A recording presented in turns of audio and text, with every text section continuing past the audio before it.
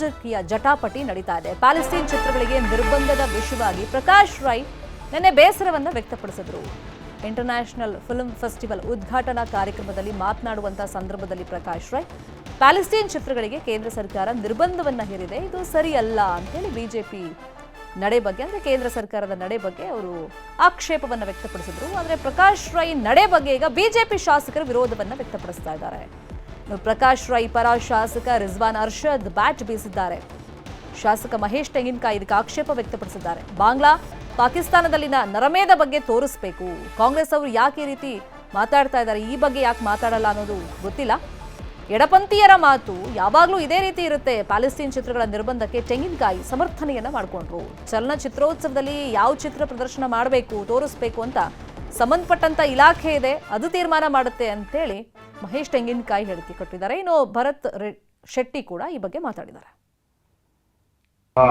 ಈ ವರ್ಷದ ಉತ್ಸವಕ್ಕೆ ಪ್ಯಾಲೆಸ್ಟೈನಿಯನ್ ಸಿನಿಮಾಗಳನ್ನ ನಮ್ಮ ಕೇಂದ್ರ ಸರ್ಕಾರ ಪ್ರದರ್ಶನ ಮಾಡಕ್ಕೆ ಬಿಡ್ತಾರೆ. ಅಂದ್ರೆ ಏನಿದು, ಇದರ ಪ್ರತಿರೋಧ ನಾವು ಹೇಗೆ ಮಾಡಬೇಕು? ಒಂದು ಸರ್ಕಾರವಾಗಿ ಮುಖ್ಯಮಂತ್ರಿಗಳಾಗಿ ನೀವು ದೊಡ್ಡ ನಿಲುವನ್ನು ತಗೊಳ್ಬೇಕು ಅಂತ ಒಬ್ಬ ರಾಯಭಾರಿಯಾಗಿ ನಮಗೆ ಕೇಳ್ಕೊಳ್ತಾ ಇದ್ದಾರೆ. ಯಾಕಂದ್ರೆ ನಮ್ಮ ನಾಡಿನ ನಮ್ಮ ಮಣ್ಣಿನ ಕಣ್ಣೀರಿನ ಸಂತಸದ ಕಥೆಗಳಾದ ಹೃದಯದ ಹಣಿತೆ ಅನ್ನೋ ಒಂದು ಪುಸ್ತಕ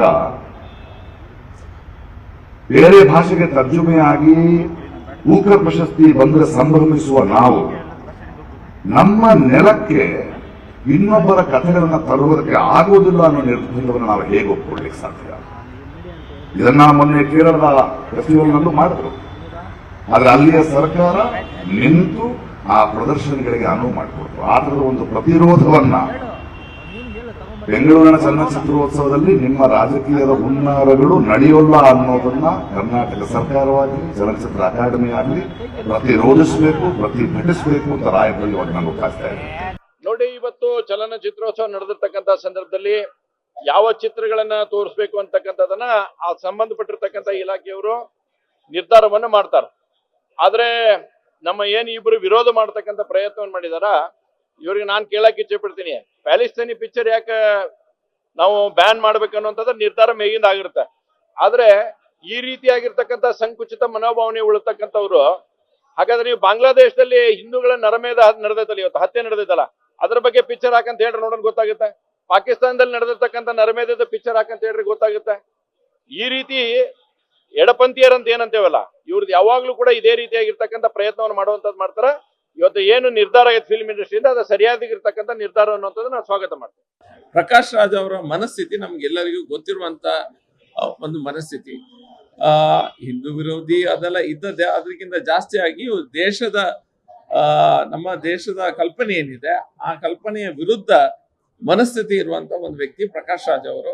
ಅವರಿಗೆ ವೇದಿಕೆಯಲ್ಲಿ ಸಿಎಂ ಹತ್ರ ಮಾತಾಡ್ಲಿಕ್ಕೆ ಒಂದು ಚಾನ್ಸ್ ಸಿಕ್ಕಿದೆ ಅಂತ ಹೇಳಿ ಅವರು ಈ ಪಿಕ್ಚರ್ಗಳನ್ನ, ಈ ರೀತಿ ಪಿಕ್ಚರ್ಗಳನ್ನ, ಪ್ರೊಪಗಂಡ ಇರುವಂತ ಪಿಕ್ಚರ್ಗಳನ್ನ ಇಲ್ಲಿ ರಿಲೀಸ್ ಮಾಡಬೇಕು ಅನ್ನುವಂತ ಪ್ರಕಾಶ್ ರಾಜ್ ಅವರದ್ದೇ ಒಂದು ಹಿಡನ್ ಎಜೆಂಡಾ ಬೇರೆನೆ ಇರ್ತದೆ. ಆ ಎಜೆಂಡನ್ನ ಅವರು ಮುಂದುವರಿಸ್ಕೊಂಡು ಬಂದು ಈ ರೀತಿ ಮಾತನಾಡಿದ್ದಾರೆ. ಕರ್ನಾಟಕದಲ್ಲಿ ಈ ರೀತಿಯ ಪಿಕ್ಚರ್ಗಳಿಗೆ ಅವಕಾಶವನ್ನ ಖಂಡಿತ ನಾವು ಮಾಡಿಕೊಡ್ಬಾರ್ದು.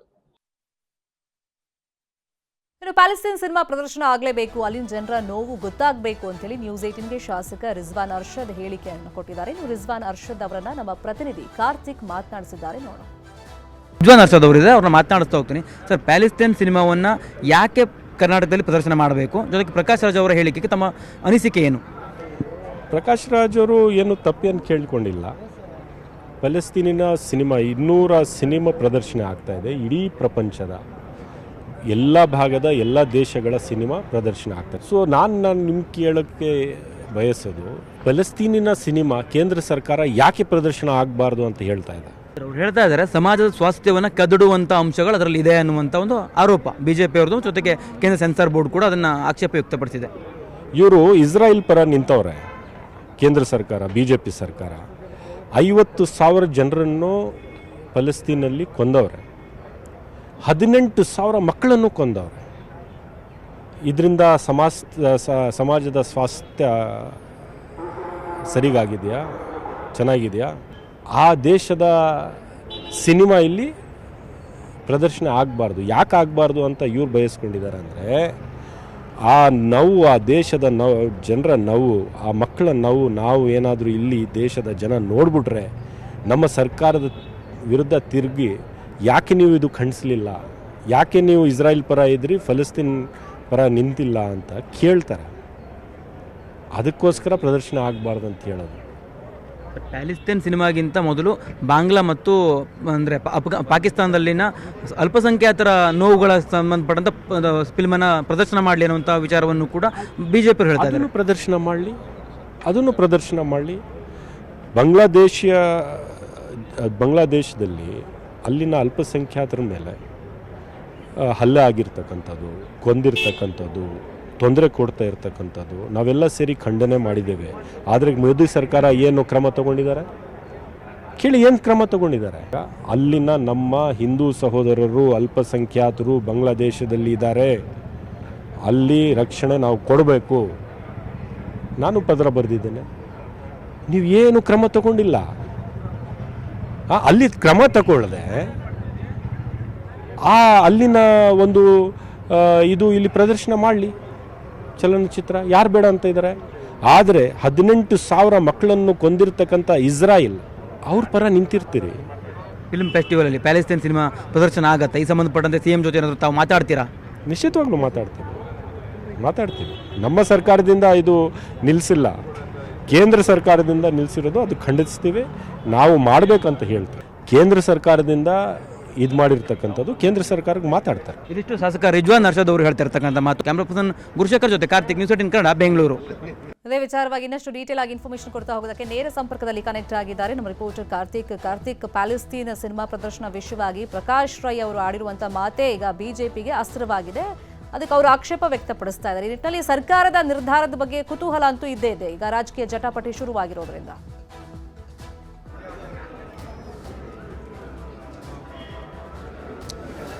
ನಿಶ್ಚಿತವಾಗಿ ಶರ್ಮಿತಾ ಶೆಟ್ಟಿ, ಈ ಒಂದು ಪ್ಯಾಲೆಸ್ತೈನ್ ಸಿನಿಮಾ ಪ್ರದರ್ಶನ ಮಾಡುವಂಥ ವಿಚಾರಕ್ಕೆ ಸಂಬಂಧಪಟ್ಟಂತೆ ರಾಜಕೀಯ ಜಟಾಪಟಿಯು ಕೂಡ ಈಗ ಶುರುವಾಗಿದೆ. ಪ್ರಮುಖವಾಗಿ BJP ಆಕ್ಷೇಪವನ್ನು ವ್ಯಕ್ತಪಡಿಸ್ತಾ ಇದೆ. ಪ್ಯಾಲೆಸ್ತೈನ್ ಸಿನಿಮಾವನ್ನು ಯಾವುದೇ ಕಾರಣಕ್ಕೂ ಇಲ್ಲಿ ಪ್ರದರ್ಶನ ಮಾಡಲೇಬಾರದು ಅನ್ನುವಂಥದ್ದು. BJP ಹೇಳ್ತಾ ಇರ್ತಕ್ಕಂಥದ್ದು ಸಮಾಜದ ಸ್ವಾಸ್ಥ್ಯವನ್ನು ಈ ಒಂದು ಸಿನಿಮಾಗಳು ಕದಡುವಂಥ ಸಾಧ್ಯತೆ ಇರತಕ್ಕಂಥ ಕಾರಣಕ್ಕಾಗಿ ಕೇಂದ್ರ ಸೆನ್ಸಾರ್ ಬೋರ್ಡ್ ಅದಕ್ಕೆ ನಿರ್ಬಂಧವನ್ನು ವಿಧಿಸಿದೆ. ಇಂಥ ಒಂದು ಸಂದರ್ಭದಲ್ಲಿ ಕೇಂದ್ರ ಸೆನ್ಸಾರ್ ಬೋರ್ಡ್ ನಿರ್ಬಂಧ ವಿಧಿಸಿರ್ತಕ್ಕಂಥ ಸಿನಿಮಾವನ್ನು ಯಾವುದೇ ಕಾರಣಕ್ಕೂ ಬೆಂಗಳೂರು ಅಂತಾರಾಷ್ಟ್ರೀಯ ಫಿಲ್ಮ್ ಫೆಸ್ಟಿವಲ್ನಲ್ಲಿ ಪ್ರದರ್ಶನ ಮಾಡಲೇಬಾರದು ಅನ್ನುವಂಥ ವಿಚಾರವನ್ನು BJP ಮಂಡಿಸ್ತಾ ಇದೆ. ಜೊತೆಗೆ ಈಗ ಬಿಜೆಪಿಯ ಆಕ್ಷೇಪಕ್ಕೂ ಕೂಡ ಈಗ ಕಾಂಗ್ರೆಸ್ನವರು ಕೂಡ ವಿರೋಧವನ್ನು ವ್ಯಕ್ತಪಡಿಸ್ತಾ ಇದ್ದಾರೆ. ಪ್ಯಾಲೆಸ್ತೈನ್ನಲ್ಲಿನ ಸಾವು ನೋವುಗಳು ಇಲ್ಲಿರ್ತಕ್ಕಂಥ ಜನರಿಗೆ ಗೊತ್ತಾಗಬೇಕಿದೆ. ಜೊತೆಗೆ ಈ ಒಂದು ಇಸ್ರೇಲ್ ಜೊತೆಗೆ ಏನು ಕೇಂದ್ರ ಸರ್ಕಾರ ನಿಂತಿತ್ತಲ್ಲ, ಅದಕ್ಕೆ ಜನ ವಿರೋಧ ಇದ್ದಾರೆ, ಅದು ಜನ ಪ್ಯಾಲೆಸ್ತೈನ್ನ ಪರವಾಗಿದ್ದಾರೆ. ಈ ಒಂದು ಕಾರಣಕ್ಕಾಗಿ ಕೇಂದ್ರ ಸರ್ಕಾರ ಅಲ್ಲಿನ ಸಾವು ನೋವುಗಳ ಬಗ್ಗೆ ಇಲ್ಲಿನ ಜನರಿಗೆ ಗೊತ್ತಾದಂಥ ಸಂದರ್ಭದಲ್ಲಿ ಸರ್ಕಾರದ ವಿರುದ್ಧ ತಿರುಗುವಂಥ ಸಾಧ್ಯತೆ ಇರ್ತದೆ. ಈ ಒಂದು ಕಾರಣಕ್ಕಾಗಿ ಈ ಒಂದು ಸಿನಿಮಾಗೆ ವಿರೋಧವನ್ನು ವ್ಯಕ್ತಪಡಿಸ್ತಾ ಇದ್ದಾರೆ ಅನ್ನುವಂಥ ಒಂದು ವಿಚಾರವನ್ನು ಕಾಂಗ್ರೆಸ್ನ ನಾಯಕರು ಹೇಳ್ತಾ ಇರ್ತಕ್ಕಂಥದ್ದು. ಈಗಾಗಲೇ ರಿಜ್ವಾನ್ ಅರ್ಷದ್ ಅವರು ಕೂಡ ಹೇಳ್ತಾ ಇದ್ರು, ಪ್ರಮುಖವಾಗಿ CM ಸಿದ್ದರಾಮಯ್ಯನವರ ಬಳಿ ನಾವು ಈ ವಿಚಾರಕ್ಕೆ ಸಂಬಂಧಪಟ್ಟಂತೆ ಮನವಿಯನ್ನು ಮಾಡ್ಕೊಳ್ತೇವೆ.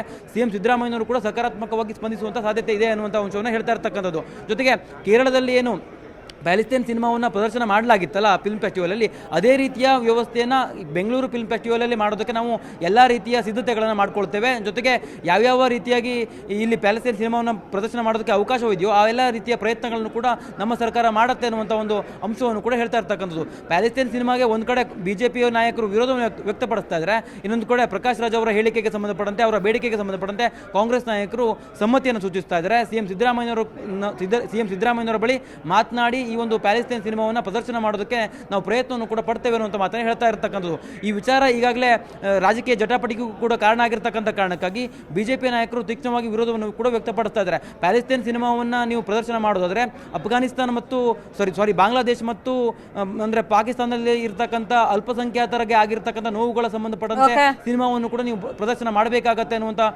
ಒಂದು ವಿಚಾರವನ್ನು ಕೂಡ ಪ್ರಸ್ತಾಪ ಮಾಡುವಂಥ ಕೆಲಸವನ್ನು BJPಗರು ಮಾಡ್ತಾ ಇರ್ತಕ್ಕಂಥದ್ದು. ಸರ್ಕಾರ ಯಾವ ನಿರ್ಧಾರವನ್ನು ತೆಗೆದುಕೊಳ್ತಾರೆ ಅನ್ನೋದನ್ನು ಕಾದು ನೋಡಬೇಕಾಗಿದೆ.